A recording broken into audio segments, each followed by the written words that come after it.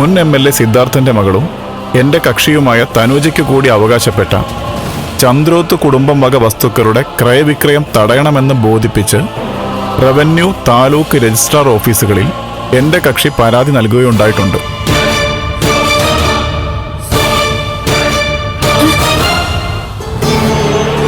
ആയതിനാൽ ചന്ദ്രോത്ത് കുടുംബം വക വസ്തുക്കൾ എന്റെ കക്ഷിയുടെ അനുവാദം കൂടാതെ കൈമാറ്റം ചെയ്താൽ തുടർന്നുണ്ടാകുന്ന കഷ്ടനഷ്ടങ്ങൾക്ക് താങ്കൾ മാത്രമായിരിക്കും ഉത്തരവാദി എന്നറിയിക്കുന്നു.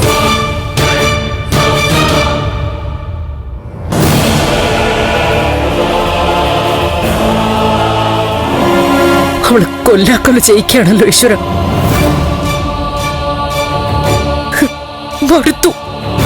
ജീവിക്കാൻ സമ്മതിക്കാതെ ഒരാള് പുറകെ നടക്കുമ്പോ ഇനി വല്ല കൂട്ട ആത്മഹത്യയും ചെയ്യാം.